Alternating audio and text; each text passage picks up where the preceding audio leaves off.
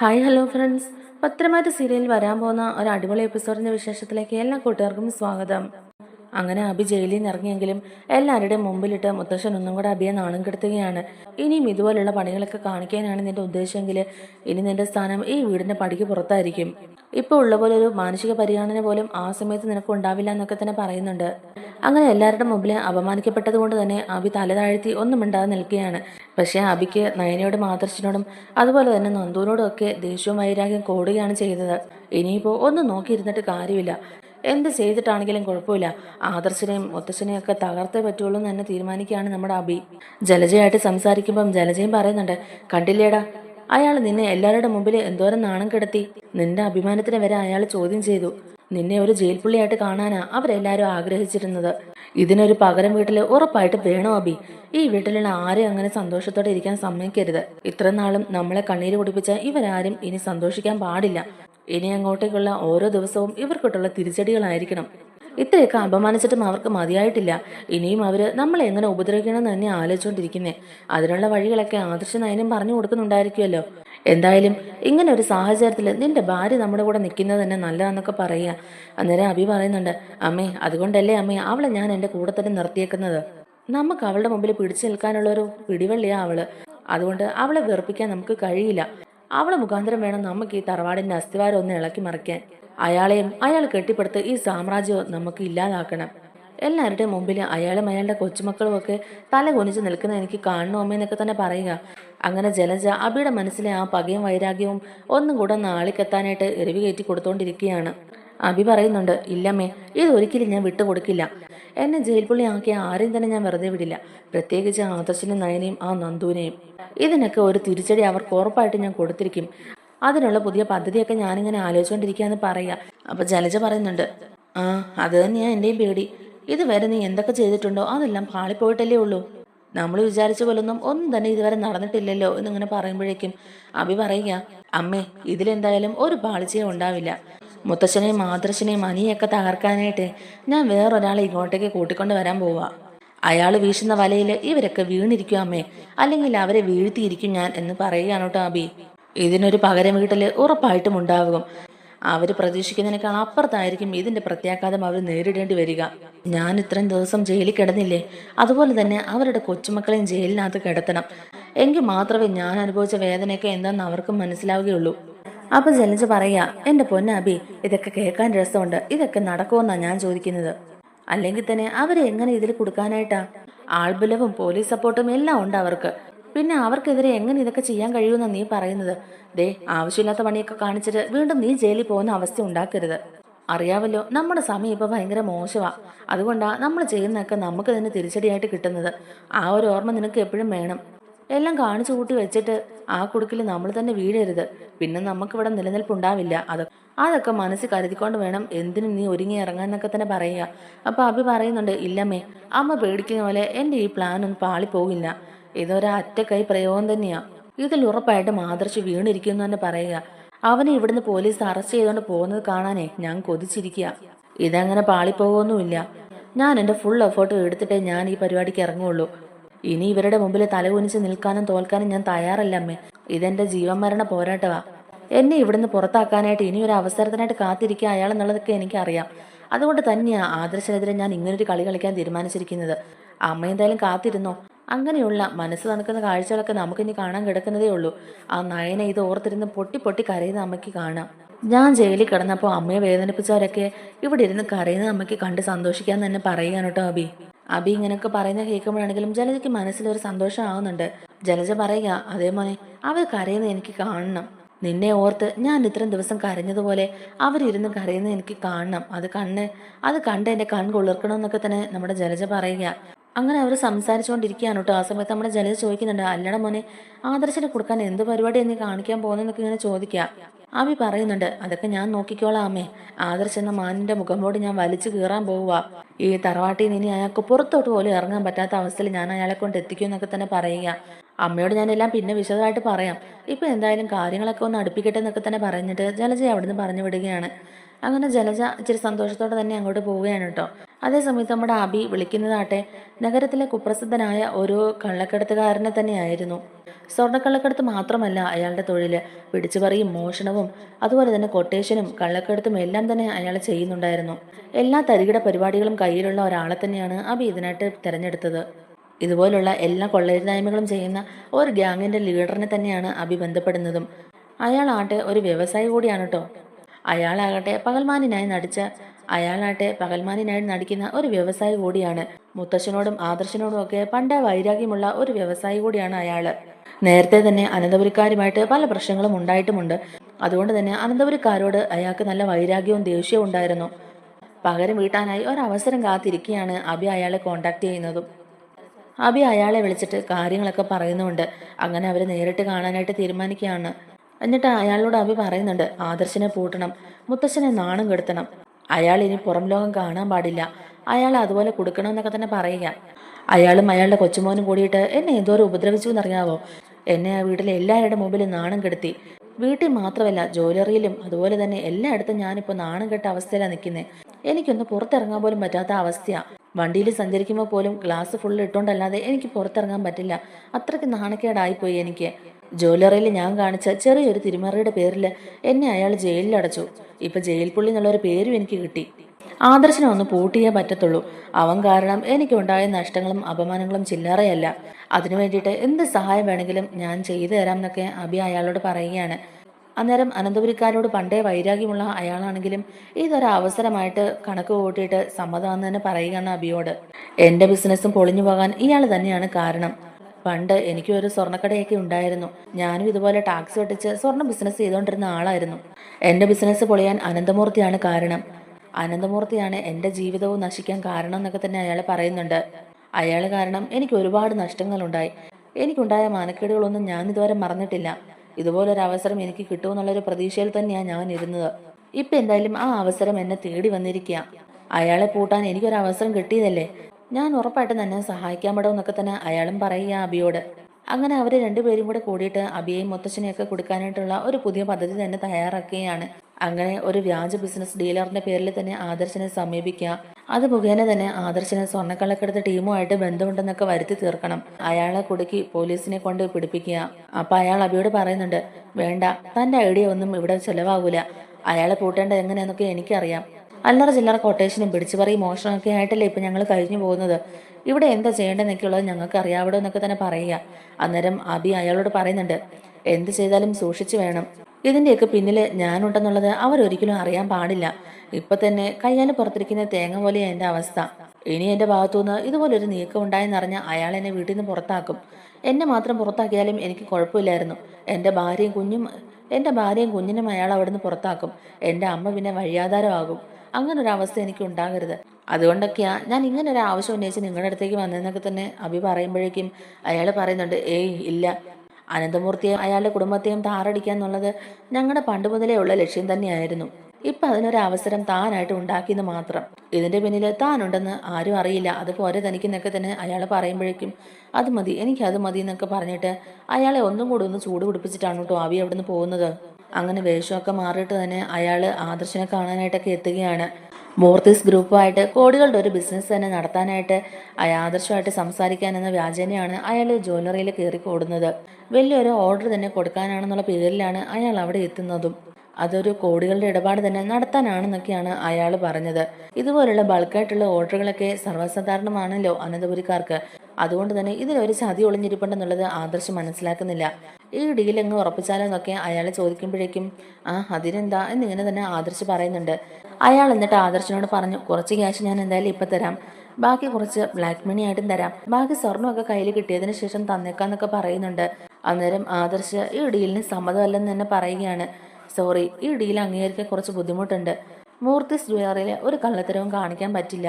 ഇന്ന് വരെ മൂർത്തീസ് ജ്വല്ലറിയിൽ ഇതുപോലൊരു ഇടപാട് നടന്നിട്ടില്ല. അതിനൊട്ടും ഞാൻ സമ്മതിക്കത്തുമില്ല. കള്ളപ്പണവും കള്ളസ്വർണവും ഒന്നും വിറ്റിട്ടുള്ള ഒരു ബിസിനസ്സും ഞങ്ങൾക്ക് വേണ്ട. നേരായ വഴിയിലൂടെ മാത്രമേ ഞങ്ങൾ സഞ്ചരിക്കാറുള്ളൂ. ഈ ജ്വല്ലറിയൊക്കെ തുടങ്ങിയ കാലം മുതൽക്കേ ഇന്ന് വരെയും ഇങ്ങനെ തന്നെയാണ് ഈ ജ്വല്ലറിയിൽ ബിസിനസ് നടക്കുന്നത്. നല്ല പവിത്രമായ സ്വർണം തന്നെയാണ് ഇവിടുത്തെ കസ്റ്റമേഴ്സിന് ഞങ്ങൾ കൊടുക്കുന്നത്.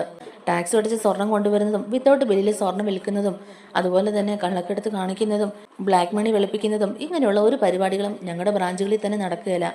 അതുകൊണ്ട് ഈ ഡീലുമായിട്ട് മുന്നോട്ട് പോകാൻ ഞങ്ങൾക്ക് താല്പര്യമില്ല. തനിക്ക് എന്തായാലും പോകാമെന്നൊക്കെ തന്നെ പറയുന്നുണ്ട്. ആദർശ് അയാളോട് അവിടുന്ന് പോകാൻ പറയുന്നൊക്കെ ഉണ്ടെങ്കിലും അയാൾ പിന്നെയും അവിടെ നിന്നുകൊണ്ട് ഇതൊക്കെ ബിസിനസ്സിൽ സാധാരണമല്ലേ, നികുതി വെട്ടിക്കലൊക്കെ എല്ലാവരും ചെയ്യുന്ന കാര്യം തന്നെയല്ലേ, ദിവസവും എത്രയോ കോടിയുടെ ബിസിനസ്സാണ് നിങ്ങളുടെ സ്ഥാപനം വഴി നടക്കുന്നത്, അപ്പൊ പിന്നെ ഇങ്ങനെയുള്ള ഇടപാടുകളൊക്കെ ആര് കണ്ടുപിടിക്കാനാണെന്നൊക്കെ ഇങ്ങനെ ചോദിക്കുക. അപ്പൊ ആദർശ് പറയുന്നുണ്ട്, അതെന്തും ആയിക്കോട്ടെ, മൂർത്തിസ് ജ്വല്ലറി വഴി സ്വർണ്ണങ്ങൾ വിറ്റു പോകുന്നുണ്ടെങ്കിൽ അത് ഞങ്ങൾ കസ്റ്റമേഴ്സിന് കൊടുക്കുന്ന സ്വർണം അത്രയ്ക്ക് നല്ലതായതുകൊണ്ടാണ്. ഇവിടെ യാതൊരു തരത്തിലുള്ള വെട്ടിപ്പും തട്ടിപ്പുകളും ഇല്ല. എല്ലാം നേരായ മാർഗത്തിലൂടെ മാത്രമാണ് ചെയ്യുന്നത്. അതുകൊണ്ടാണ് കമ്പനിക്ക് ഇത്തരത്തിലുള്ള ഒരു നേട്ടവും ഉണ്ടായത്. അതുകൊണ്ട് ഇങ്ങനെയുള്ള ഒരു ഇടപാടുകൾക്കും ഒരു പ്രലോഭനങ്ങൾക്കും തന്നെ ഞങ്ങൾ വഴങ്ങാറില്ല എന്നൊക്കെ തന്നെ ആദർശ് ദേഷ്യത്തോടെ അയാളോട് പറയുന്നുണ്ട്. എന്നിട്ട് ആദർശ് അയാളോട് ഇറങ്ങി പോകാൻ തന്നെ ആവശ്യപ്പെടുകയാണ്. അങ്ങനെ അയാളെ അവിടുന്ന് അപമാനിച്ച് തന്നെ ഇറക്കി വിടുകയാണ് കേട്ടോ ആദർശ്. അയാള് ആദർശിനെ കുറിച്ചിട്ട് ഇത്രയൊന്നും ഓർത്തിരുന്നില്ല. കാരണം മുത്തശ്ശന്റെ സ്വഭാവം അങ്ങനെയായിരുന്നല്ലോ. അതുകൊണ്ട് അയാളൊന്ന് എറിഞ്ഞു നോക്കിയെങ്കിലും ആദർശ് അവിടെ വീണില്ല. അവസാനം അയാൾ അബിയുടെ അടുത്ത് വന്നിട്ട് പറയുന്നുണ്ട്, ഞാൻ പോയ കാര്യം എന്തായാലും നടന്നില്ല. ഞാൻ ഈ ഡീലിൽ അയാളെ കൊണ്ട് സൈൻ ചെയ്യിപ്പിക്കാൻ മാക്സിമം നോക്കി. അയാൾ എന്നെ അവിടെ നിന്ന് ആട്ടി ഇറക്കി വിടുകയായിരുന്നു. അയാൾ എന്നെ എല്ലാവരുടെ മുമ്പിൽ അപമാനിച്ചു. അബി ഉടനെ അയാളോട് പറയുന്നുണ്ട്, ഞാൻ പറഞ്ഞതല്ലേ, നിങ്ങളുടെ ഈ പണ്ടത്തെ ഐഡിയ കൊണ്ടൊന്നും അങ്ങോട്ട് പോയിട്ട് ഒരു കാര്യമില്ല. അവനെ പൂട്ടാനേ ശക്തമായിട്ടുള്ള ഒരു കാരണം തന്നെ വേണം. നേരായ വഴിയിലൂടെ അവനെ ഒന്നും തന്നെ ചെയ്യാൻ സാധിക്കില്ല. അതുകൊണ്ട് നമുക്ക് വളഞ്ഞ വഴി തന്നെ സ്വീകരിക്കണം. നമുക്ക് വേറെന്തെങ്കിലും രീതിക്ക് പ്ലാൻ ചെയ്യാന്നൊക്കെ തന്നെ അയാൾ അബിയോട് പറയുകയാണ്. അയാളുടെ ഒപ്പ് തനിക്ക് സംഘടിപ്പിക്കാൻ കഴിയുമോ എന്നൊക്കെ ചോദിക്കാം അബിയോട്. അന്നേരം അബി പറയുന്നുണ്ട്, അതിനിപ്പോ എന്താ. എന്നിട്ട് അബി ആദർശിന്റെ ഒപ്പൊക്കെ സംഘടിപ്പിച്ച് അയാൾക്ക് കൊടുക്കുകയാണ്. അങ്ങനെ ഒരു വ്യാജ ഒരു എഗ്രിമെന്റ് തന്നെ അവിടെ തയ്യാറാക്കുകയാണ് കേട്ടോ. ആദർശ് അയാളുടെ കയ്യിൽ നിന്നും കോടികൾ മേടിച്ചിട്ടുണ്ടെന്നൊക്കെ ഉള്ളതിന് ഒരു വ്യാജ രേഖ തന്നെ അവരവിടെ റെഡിയാക്കുകയാണ്. ഇത്രയും കാര്യങ്ങളൊക്കെ ചെയ്തു വെച്ചതിന് ശേഷം അബി അയാളോട് പറയുന്നുണ്ട്, ഒരു 14 ദിവസമെങ്കിലും അവൻ ജയിലിൽ കിടക്കണം. ഞാൻ കിടന്നതുപോലെ തന്നെ അവനും ജയിലിൽ കിടക്കണം. എങ്കിലേ എൻ്റെ മനസ്സിലൊരു സമാധാനം ആകുള്ളൂ. ഞാൻ എത്രത്തോളം അപമാനിക്കപ്പെട്ടോ, എത്രത്തോളം ഞാൻ വേദന സഹിച്ചോ അതൊക്കെ അവനും അറിയണം. അവനെ ഓർത്ത് അവനെ സ്നേഹിക്കുന്നവരൊക്കെ കരയണം എന്നൊക്കെ തന്നെ അബി പറയുക. അപ്പോൾ അയാൾ പറയുന്നുണ്ട്, ഇത്രയും മാത്രം ചെയ്താൽ പോരാ, ഇനി ഒരു കാര്യം കൂടെ ചെയ്യാനുണ്ട്. ഞാൻ കുറച്ച് കള്ളനോട്ടുകളൊക്കെ തന്നെ ഏൽപ്പിക്കാം. അതെങ്ങനെയെങ്കിലും ആദർശിന്റെ ബാഗിലോ അല്ലെങ്കിൽ ആദർശിന്റെ ക്യാബിനിലോ കൊണ്ടുവയ്ക്കണം. അവിടെയൊക്കെ ചെന്നെത്താൻ തനിക്ക് മാത്രമേ പറ്റുള്ളൂ. അതുകൊണ്ടാണ് തന്നെ ഞാൻ ഇക്കാര്യം ഏൽപ്പിക്കുന്നത്. താൻ അത് വളരെ ഭംഗിയായിട്ട് ചെയ്താൽ മാത്രമേ നമ്മുടെ ഈ പ്ലാൻ വിജയിക്കുള്ളൂ എന്ന് തന്നെ പറയുകയാണ്. ഞാൻ വേണമെങ്കിൽ ആദർശേട്ടന്റെ ബാഗിൽ ഈ പൈസ ഒളിപ്പിക്കാം. അതും കുറച്ചൊക്കെ പറ്റത്തുള്ളൂ, ഒരുപാടൊന്നും വെക്കാനും പറ്റില്ല. പിന്നെ അയാളുടെ ക്യാബിൽ കയറി വെക്കുന്ന കാര്യം സംശയമാണ്. ഇപ്പൊ ആ നയനയും കൂടെ ഓഫീസിലോട്ട് പോകുന്ന കാരണം അവൾ ഇതൊക്കെ ശ്രദ്ധിക്കും. പിന്നെ എല്ലായിടത്തും CCTV ക്യാമറകൾ അയാൾ സെറ്റ് ചെയ്തേക്കുന്നതുകൊണ്ട് തന്നെ അവിടെയൊക്കെ വെക്കാൻ പറ്റുമെന്നൊക്കെ ഉള്ളത് സംശയമാണ്.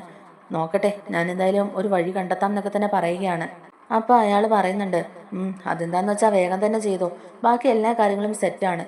ഇനിയിപ്പം പോലീസ് സ്റ്റേഷനിലേക്ക് ഒരു അജ്ഞാത സന്ദേശം കിട്ടിയാൽ അവരൊരു അന്വേഷണത്തിനായിട്ട് അങ്ങോട്ടേക്ക് വരും.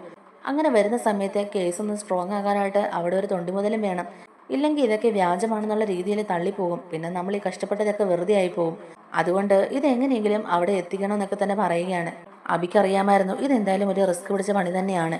പിന്നെ അബിക്ക് ആദർശിന്റെ ആ ഒരു ക്യാബിനിലോട്ട് പോകുന്നതിലും കുറച്ച് ബുദ്ധിമുട്ടായിരുന്നു. അതുകൊണ്ട് തന്നെ ആദർശിന്റെ മേൽനോട്ടത്തിലിരിക്കുന്ന ബ്രാഞ്ചിൽ അവിടുത്തെ സെക്യൂരിറ്റിയെ അബി പണം കൊടുത്ത് സെറ്റാക്കുകയാണ്. അയാൾ മുഖേന ആദർശിന്റെ ക്യാബിൽ ആ കള്ളപ്പണം കൊണ്ട് വെക്കുകയാണ് അബി. അങ്ങനെ എല്ലാ കാര്യങ്ങളും സുരക്ഷിതമാണെന്ന് അയാൾ കുറച്ച് പൈസയൊക്കെ കൊടുത്ത് അയാളെ അങ്ങ് സെറ്റാക്കി വെച്ചു. അയാൾക്ക് നല്ല പേടിയുണ്ടെങ്കിലും അയാളോട് അബി പറഞ്ഞു, താൻ ഒന്നും കൊണ്ട് പേടിക്കണ്ട, ഇതിനകത്ത് താൻ ഉൾപ്പെട്ടിട്ടില്ല എന്ന് മാത്രം താൻ ഓർത്താൽ മതി, ഒരു കുഴപ്പവും സംഭവിക്കില്ല എന്നൊക്കെ തന്നെ അയാളോട് നമ്മുടെ അബി പറയുകയാണ്. അങ്ങനെ ആ ഡീലറെ വിളിച്ചിട്ട് അബി പറയുകയാണ്, എന്നെ ഏൽപ്പിച്ച പണിയൊക്കെ ഞാൻ നല്ല ഭംഗിയായിട്ട് തന്നെ ചെയ്തിട്ടുണ്ട്. ആദർശിന്റെ ബാഗിലും അതുപോലെ തന്നെ ക്യാബിലും ഞാൻ കള്ളപ്പണം കൊണ്ട് വെച്ചിട്ടുണ്ട്. ഇനിയിപ്പം ബാക്കി എന്താന്ന് വെച്ചാൽ നിങ്ങൾ ചെയ്തോന്നൊക്കെ തന്നെ അബി പറയുകയാണ്. അപ്പൊ അയാൾ അബിയോട് പറയുന്നുണ്ട്, ഓക്കെ, അപ്പൊ എല്ലാം പറഞ്ഞതുപോലെ തന്നെ നാളെ രാവിലെ കൊണ്ട് തന്നെ അയാളുടെ എല്ലാം കഴിയും. നാളെ അവനെ പോലീസ് അറസ്റ്റ് ചെയ്തുകൊണ്ട് പോകുന്നത് തനിക്കും തന്റെ അമ്മയ്ക്കും ഒക്കെ കൺകുളിർക്ക് കാണാനൊക്കെ അയാൾ പറയുകയാണ്. അങ്ങനെ പിറ്റേ ദിവസം രാവിലെ തന്നെ നയനയും ആദർശൊക്കെ കൂടെ ഓഫീസിലോട്ട് വരികയാണ്. ഒരു അജ്ഞാത സന്ദേശം കിട്ടി എന്നൊക്കെ പറഞ്ഞിട്ട് ഒരു പോലീസ് ജീപ്പ് അവരുടെ ഓഫീസിന് മുമ്പിലേക്ക് വരുന്നുണ്ട്. അപ്പോഴേക്കും അവിടുത്തെ സ്റ്റാഫുകളൊക്കെ ചെന്നിട്ട് ആദർശിനോടും നയനയോടും പറയുന്നുണ്ട്, സാറേ, നമ്മുടെ ഓഫീസിൽ പോലീസുകാർ വന്നിട്ടുണ്ട്, എന്തിനാണെന്നറിയില്ല, സാറിനെ കാണണമെന്ന് പറഞ്ഞു എന്നൊക്കെ പറയുക. അപ്പൊ ആദർശ് ചോദിക്കുന്നുണ്ട്, എന്താ കാര്യം എന്നൊക്കെ ഇങ്ങനെ ചോദിക്കുകയാണ്. അപ്പൊ ആ പോലീസുകാരെ അങ്ങോട്ടേക്ക് കയറി വരികയാണ് കേട്ടോ. എന്നിട്ട് ആദർശനോട് പറയുന്നുണ്ട്, തൻ്റെ പേരിൽ ഒരു പരാതിയുണ്ട്, തന്നെ ഞങ്ങൾക്ക് സ്റ്റേഷനിലോട്ടൊന്ന് കൊണ്ടുപോകണമല്ലോ, ഒന്ന് ചോദ്യം ചെയ്യാനുണ്ടെന്നൊക്കെ ഇങ്ങനെ പറയുമ്പോഴേക്കും, കുറച്ച് കാര്യങ്ങൾ തന്നോട് ചോദിക്കാനുണ്ടെന്നൊക്കെ പറയുമ്പോഴേക്കും ആദർശം നയനയും ഞെട്ടലോട് തന്നെ ചോദിക്കുന്നുണ്ട്, പരാതിയോ? എന്ത് പരാതി? ആരാ ആദർശേട്ടനെതിരെ പരാതി തന്നെ? അപ്പോഴേക്കും തന്നെ പോലീസുകാർ പറയുന്നുണ്ട്, പറയാനുള്ളത് എന്താണെന്ന് വെച്ചാൽ പറയാം. ആദ്യം താൻ ഒന്ന് സ്റ്റേഷൻ വരെ ഒന്ന് വരണം. സ്റ്റേഷനിൽ വന്നിട്ട് എല്ലാ കാര്യങ്ങളും ഡീറ്റെയിൽ ആയിട്ട് തന്നെ പറയാമെന്ന് പറയുകയാണ്. അങ്ങനെ ആദർശനം കൂട്ടിയിട്ട് പോലീസുകാർ പോലീസ് സ്റ്റേഷനിലോട്ട് വരികയാണ് കേട്ടോ. അന്നേരം നയനയ്ക്ക് പോലീസുകാർ ആദർശനെ കൂട്ടിക്കൊണ്ട് പോകുന്ന കാണുമ്പോൾ ഒരുപാട് വിഷമമാവുന്നുണ്ട്. നയന പെട്ടെന്ന് തന്നെ വീട്ടിലേക്ക് വിളിച്ച് മുത്തശ്ശനോടും അതുപോലെ തന്നെ നന്ദുവിനോടും ഒക്കെ കാര്യങ്ങൾ പറഞ്ഞിട്ട് നയനെ വിളിച്ച് പറയുമ്പോഴാണ് നന്ദു പോലും ഈ കാര്യം അറിയുന്നത്. അങ്ങനെ സ്റ്റേഷനിൽ വന്നതിന് ശേഷം പോലീസുകാർ ആദർശനോട് കാര്യം പറയുന്നുണ്ട്. അന്നേരം ഈ സ്വർണ്ണക്കള്ളക്കടത്തിന്റെ കാര്യവും അതുപോലെ തന്നെ ബൾക്കായിട്ടുള്ള ഓർഡറിന്റെ കാര്യങ്ങളൊക്കെ സംസാരിക്കാൻ വന്ന ആ പുള്ളീനെ അവിടെ വെച്ച് ആദർശ് കാണുകയാണ്. അന്നേരം ആ പോലീസുകാരൻ ആദർശനോട് പറയുന്നുണ്ട്, ഇയാളെ തനിക്ക് അറിയാമോ? ഇയാളാണ് തനിക്കെതിരെ പരാതി വന്നിരിക്കുന്നത്. ഇയാളുടെ കയ്യിൽ നിന്നും താൻ കോടികൾ കൈപ്പറ്റിയിട്ടുണ്ടെന്നാണല്ലോ ഇയാൾ പറഞ്ഞത്. അതിലെന്തെങ്കിലും സത്യമുണ്ടോ എന്ന് ചോദിക്കുമ്പോഴേക്കും ആദർശ് പറയുന്നുണ്ട്, ഇല്ല, ഇയാളെ എനിക്ക് അറിയാം. ഇയാൾ എൻ്റെ ജ്വല്ലറിയിൽ ഒരു പ്രാവശ്യം വന്നിട്ടുണ്ട്. ബൾക്കായിട്ടുള്ള ഒരു ഓർഡർ തന്നിട്ട് കുറച്ച് കാശ് തന്നിട്ട് കുറച്ച് ബ്ലാക്ക് മണി തരാമെന്ന് പറഞ്ഞു. അങ്ങനത്തെ ഒരിടപാടും ഈ ജ്വല്ലറി വഴി നടക്കില്ല എന്ന് പറഞ്ഞ് ഞാൻ ഇയാളെ ഒന്ന് പുറത്താക്കുകയും ചെയ്തായിരുന്നു. അതേ എനിക്കറിയാവുള്ളൂ, വേറൊന്നും അറിയില്ല എന്നൊക്കെ തന്നെ ആദർശ് പറയുന്നുണ്ട്. അപ്പം അയാൾ പറയുന്നുണ്ട്, ഇല്ല സാറേ, ഇയാൾ പറയുന്നതൊക്കെ കള്ളമാണ്. ഇയാൾ എൻ്റെ കയ്യിൽ നിന്ന് കോടികൾ മേടിച്ചതിന്റെ തെളിവിതാ, ഇയാൾ തന്നെ സൈൻ ചെയ്ത് തന്ന പേപ്പർ ഇതെന്നൊക്കെ തന്നെ പറയുകയാണ്. ഇയാൾ ഞാനും കൂടെ ചേർന്ന് ഉണ്ടാക്കിയ എഗ്രിമെന്റാ ഇത്. സാറിന് സംശയമാണെങ്കിൽ ഇതൊന്നും നോക്കാന്ന് പറഞ്ഞിട്ട് ആ എഗ്രിമെന്റ് പേപ്പർ എടുത്ത് പോലീസിന്റെ കയ്യിൽ കൊടുക്കുന്നുണ്ട്. അന്നേരം ആദർശ് ആകെ ഇങ്ങനെ ഷോക്കായിരിക്കുകയാണ് കേട്ടോ. ആദർശ് ഇക്കാര്യം അറിഞ്ഞിട്ട് പോലും ഇല്ലല്ലോ. എന്നിട്ട് പോലീസ് ആ അഗ്രിമെന്റ് ഒക്കെ നോക്കിയിട്ട് ആദർശിനെ കാണിക്കുന്നുണ്ട്. അന്നേരം അതിൽ ആദർശിന്റെ സൈൻ തന്നെയാണ് കിടക്കുന്നത്. അയ്യോ സാറേ, ഇതെങ്ങനെയാ സംഭവിച്ചേ? ഇതൊന്നും ഞാൻ അറിഞ്ഞോണ്ടല്ല. എന്തൊക്കെയാ നിങ്ങൾ ഈ പറയുന്നത്? എനിക്കൊന്നും മനസ്സിലാവുന്നില്ല. ഇയാളെ ഞാൻ കണ്ടിട്ടുണ്ടെന്നുള്ളതൊക്കെ നേര് തന്നെയാണ്. ഇയാൾ ഒരു ബൾക്കായിട്ടുള്ള ഓർഡറിന്റെ കാര്യം സംസാരിക്കാൻ ജ്വല്ലറിയിൽ വന്നിട്ടുമുണ്ട്. പക്ഷെ ഇങ്ങനെ ഒരു എഗ്രിമെന്റിന്റെ കാര്യം സംസാരിച്ചിട്ടേ ഇല്ല. അയാളെ അപ്പോൾ തന്നെ ഞാൻ പുറത്താക്കുക ചെയ്തത്. ഈ എഗ്രിമെന്റിൽ സൈൻ ചെയ്തിരിക്കുന്ന ഞാനല്ല. ഞാൻ ആരുടെയും കയ്യിൽ നിന്ന് പണവും മേടിച്ചിട്ടില്ല എന്ന് തന്നെ ആദർശ് തറപ്പിച്ച് പറയുകയാണ്. എന്നിട്ട് അയാൾ ഉടനെ തന്നെ പറയുന്നുണ്ട്, കണ്ടോ സാറേ, ഞാൻ പറഞ്ഞില്ലേ, ഇങ്ങനെയൊന്നും ചോദിച്ചാൽ ഇയാൾ കുറ്റം സമ്മതിക്കുകയല്ല. വലിയൊരു ഓർഡറാണ്, അതുകൊണ്ട് പകുതി പൈസ അഡ്വാൻസ് ആയിട്ട് തരണം എന്നൊക്കെ പറഞ്ഞുകൊണ്ടാണ് ഞാൻ അന്ന് ഇത്രയും കാശ് അയാൾക്ക് കൊടുത്തത്. എഗ്രിമെന്റിൽ ഒപ്പിടുകയും ചെയ്തത് അതുകൊണ്ടാണ്. ഒന്നും അറിയത്തില്ലെന്ന് അയാൾ പറയുന്നു. ഇയാൾ പറയുന്നത് മുഴുവൻ കള്ളമാണെന്നൊക്കെ തന്നെ പറയുകയാണ്. ഇയാൾ പറയുന്നത് മുഴുവൻ കള്ളമാണ് സാറേ, ഇയാൾ പറയുന്നത് വിശ്വസിക്കരുത്. ഞാൻ മൂർത്തി മുത്തശ്ശന്റെ കൊച്ചുമോനാ. എന്റെ ഭാഗത്തുനിന്ന് ഇങ്ങനെ ഒരു തെറ്റ് എന്തായാലും സംഭവിക്കില്ലെന്നുള്ളത് എന്റെ മുത്തശ്ശനറിയാം. ഞങ്ങൾ ഇതുവരെ ഞങ്ങളുടെ ജ്വല്ലറിയിൽ ഒരു കള്ളത്തരവും കാണിച്ചിട്ടില്ല. ഇതുപോലൊരു പണമിടപാട് നടത്തേണ്ട ഒരാവശ്യവും ഞങ്ങൾക്കില്ലല്ലോ സാറേ എന്നൊക്കെ തന്നെ അപ്പോൾ പോലീസുകാർ പറയുന്നുണ്ട്. ഞങ്ങളും അങ്ങനെ തന്നെയാണ് വിചാരിച്ചിരിക്കുന്നത്. പക്ഷേ ഈയിടെയായിട്ട് നിങ്ങളുടെ ഫാമിലിയിൽ കുറച്ച് പൊട്ടലും ചീറ്റലും ഒക്കെ ഉണ്ടല്ലോ. പല പല ന്യൂസും നമ്മൾ ടി വിക്കകത്തൂടെ കേൾക്കുന്നതല്ലേ.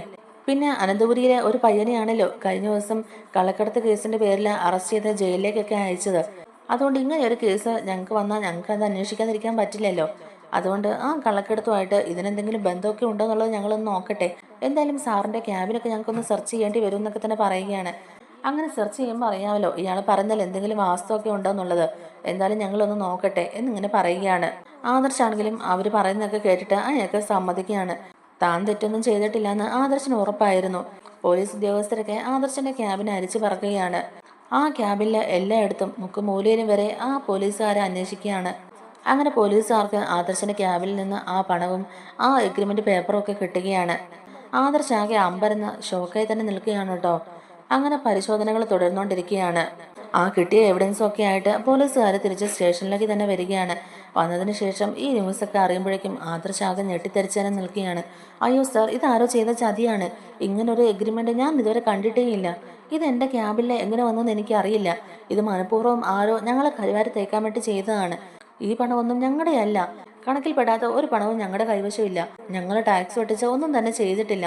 എല്ലാ പേപ്പേഴ്സും ഇതുവരെ കറക്റ്റ് ആണെന്നൊക്കെ തന്നെ ആദർശ് പറയുന്നുണ്ടെങ്കിലും ഞങ്ങൾക്ക് അങ്ങനെ നിങ്ങൾ പറയുന്നത് മാത്രം വിശ്വാസത്തിലെടുക്കാൻ പറ്റില്ലല്ലോ സാറേ. ഞങ്ങൾ എന്തായാലും ഒന്ന് അന്വേഷിക്കട്ടെ. ഈ പണം പിന്നെ എങ്ങനെയാണ് സാറിന്റെ ക്യാബിൽ വന്നതെന്നൊക്കെ ഉള്ളത് ഞങ്ങൾ അന്വേഷിക്കണ്ടേ.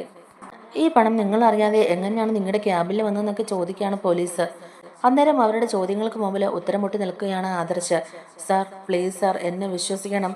ഇതെങ്ങനെ എൻ്റെ ക്യാബിൽ വന്നു എന്നുള്ളതൊന്നും എനിക്കറിയില്ല. ഇതാരോ എന്നെ ചതിച്ചതാണ്.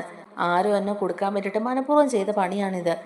അന്നേരം പോലീസുകാർ പറയുന്നുണ്ട്, പക്ഷേ ഞങ്ങൾക്ക് ഞങ്ങളുടെ ഡ്യൂട്ടി ചെയ്തല്ലേ പറ്റുള്ളൂ. ഞങ്ങൾക്ക് കിട്ടിയ പരാതിയിൽ ഞങ്ങൾക്ക് പിന്നെ അന്വേഷിക്കാതിരിക്കാൻ പറ്റുമോ? എന്തായാലും ഇത്രയും കള്ളപ്പണം നിങ്ങളുടെ കൈവശം എങ്ങനെ വന്നു എന്നുള്ളത് ഒരു ചോദ്യചിഹ്നം തന്നെയല്ലേ? അതുകൊണ്ട് തന്നെ നിങ്ങളെ ഇപ്പം എന്തായാലും ഇവിടുന്ന് വിടാൻ പറ്റില്ല. നിങ്ങളെ അറസ്റ്റ് ചെയ്യേണ്ടി വരും. നിങ്ങളെ ഞങ്ങൾക്ക് കോടതിയിൽ ഹാജരാക്കിയിട്ട് വരും എന്നൊക്കെ തന്നെ പറയുകയാണ്. എന്നിട്ട് പറയുന്നുണ്ട്, നിങ്ങളൊരു മാന്യനാണെന്നാണ് ഞങ്ങൾ ഇത്രയും നാളും വിചാരിച്ചിരുന്നത്. പക്ഷേ സ്വന്തം സഹോദരനെ പോലെ തന്നെയാണല്ലേ നിങ്ങളും. നിങ്ങളുടെ അനിയൻ തന്നെയല്ലേ കഴിഞ്ഞിടയ്ക്ക് നിങ്ങളുടെ ജ്വല്ലറിയിൽ കള്ളക്കടത്ത് സ്വർണം കൊണ്ടുവന്നു എന്ന് പറഞ്ഞ് അറസ്റ്റിലായത്. അപ്പൊ പിന്നെ ഇത് ഞങ്ങൾക്ക് അങ്ങനെ തള്ളിക്കളയാൻ പറ്റുമോ സാറേ? എന്തായാലും ഞങ്ങൾക്ക് ഇതിന്റെ പിന്നിൽ ആരൊക്കെ ഉണ്ടെന്നൊക്കെ ഉള്ളത് അന്വേഷിക്കണം. എന്തായാലും സാർ ഇവിടെ ഇരിക്കേ, ഞങ്ങൾ എന്തായാലും ഒന്നും കൂടെ ഒന്ന് അന്വേഷിക്കട്ടെ. എന്തായാലും കണക്കിൽപ്പെടാത്ത പൈസയല്ലേ ഇതൊക്കെ. ഇനിയും ഇതിൽ കുറെ കാര്യങ്ങൾ ഞങ്ങൾക്ക് അറിയാനുണ്ട്. അതുകൊണ്ട് ഡീറ്റെയിൽ ആയിട്ട് തന്നെ ഞങ്ങൾക്ക് നിങ്ങളെ ഒന്ന് ചോദ്യം ചെയ്യേണ്ടതായിട്ടുണ്ടെന്നൊക്കെ തന്നെ പറയുകയാണ്. അങ്ങനെ ആദർശിനെ കുടിക്കിയ ഒരു സന്തോഷത്തിൽ തന്നെയാണ് കേട്ടോ അബി. അങ്ങനെ അവരുടെ പ്ലാനൊക്കെ സക്സസ് ആയെന്ന് അയാൾ അബിയെ വിളിച്ചിട്ട് പറയുകയാണ്. അബിക്ക് അതൊക്കെ കേൾക്കുമ്പം ഒരുപാട് സന്തോഷമാവുന്നുണ്ട്. അബി മനസ്സിൽ വിചാരിക്കുകയാണ്, അനന്തപുരിയിലെ പുണ്യാളൻ ഇപ്പോൾ സ്റ്റേഷനിലാണല്ലോ. അവനിപ്പോ ഒരു കള്ളനെ പോലെ സ്റ്റേഷനിൽ ഇരിക്കുകയല്ലേ. എന്തായാലും അവനെ അറസ്റ്റ് ചെയ്തോണ്ട് പോകുന്നത് എന്റെ കണ്ണോട് എനിക്ക് കാണാൻ പറ്റിയില്ലല്ലോ. എന്തായാലും അവൻ ലോക്കപ്പിൽ കിടക്കുമ്പോൾ ഒന്ന് പോയി കാണണം. തല കുനിച്ച് ഒരു കുറ്റവാളിയെ പോലെ അവൻ അതിനകത്ത് കിടക്കുന്നത് എനിക്ക് കാണണം. ഇങ്ങനെ ഒരു തിരിച്ചടി അവർക്ക് കിട്ടുമെന്ന് അവർ ഒരിക്കലും പ്രതീക്ഷിച്ചിട്ടുണ്ടാവില്ല. എന്തായാലും ഇവിടുത്തെ കാരണവന് ചെല്ലട്ടെ, ചെന്ന് അയാളെ ഇറക്കാൻ പറ്റുവാണെങ്കിൽ ഇറക്കട്ടെ. കള്ളപ്പണം എവിടെ നിന്നാണ് അയാളുടെ ക്യാബിൽ വന്ന് നിൽക്കുന്നത് അവർ അന്വേഷിക്കുമല്ലോ. എന്തായാലും CCTV പരിശോധിക്കുമ്പോൾ അറിയാം ഇയാൾ നേരത്തെ അവിടെ ചെന്നിട്ടുണ്ടെന്നൊക്കെയുള്ള കാര്യങ്ങൾ. അത്ര പെട്ടെന്നൊന്നും ഈ കേസിൽ നിന്ന് ആദർശന് ഇറങ്ങാൻ പറ്റില്ലെന്നുള്ളതൊക്കെ തന്നെ അയാൾ പറയുകയാണ്. അത്ര പെട്ടെന്നൊന്നും ആദർശനെ ഈ കേസിൽ നിന്ന് ഊരിയെടുക്കാൻ പറ്റില്ല. കുറഞ്ഞ ഒരാഴ്ചയെങ്കിലും അവൻ അകത്ത് കിടക്കുവാണെങ്കിൽ അത്ര നല്ലതെന്നൊക്കെ ഓർത്തോണ്ട് ഇങ്ങനെ സന്തോഷിച്ചിരിക്കുകയാണ് അബി. എന്നിട്ട് ജലജയോടും നബിയോടും